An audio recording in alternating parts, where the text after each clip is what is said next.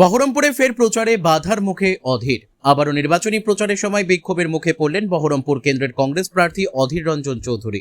রবিবার সকালে খাগড়ার ৩ নম্বর ওয়ার্ডে প্রচার চলাকালীন তৃণমূল সমর্থকদের পক্ষ থেকে তাকে লক্ষ্য করে গো ব্যাক স্লোগান দেওয়ার অভিযোগ উঠেছে। এই ঘটনাকে কেন্দ্র করে এলাকায় ব্যাপক উত্তেজনা ছড়িয়ে পড়ে। রবিবার সকাল থেকে বহরমপুরের বিভিন্ন এলাকায় জনসংযোগের কর্মসূচি ছিল অধীর রঞ্জন চৌধুরীর।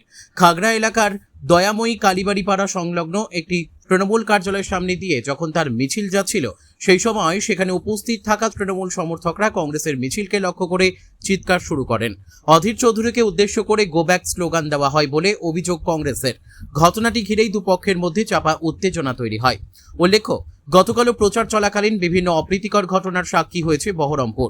পরিস্থিতি নিয়ন্ত্রণে রাখতে ও সুষ্ঠুভাবে নির্বাচনী প্রচার নিশ্চিত করতে নির্বাচন কমিশনের নির্দেশে আজ অধীর চৌধুরীর প্রচার মিছিলে কেন্দ্রীয় বাহিনী মোতায়েন করা হয়েছিল।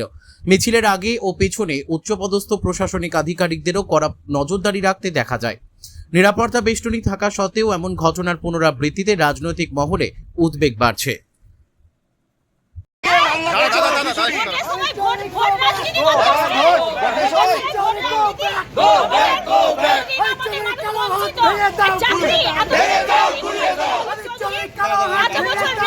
ছিলেন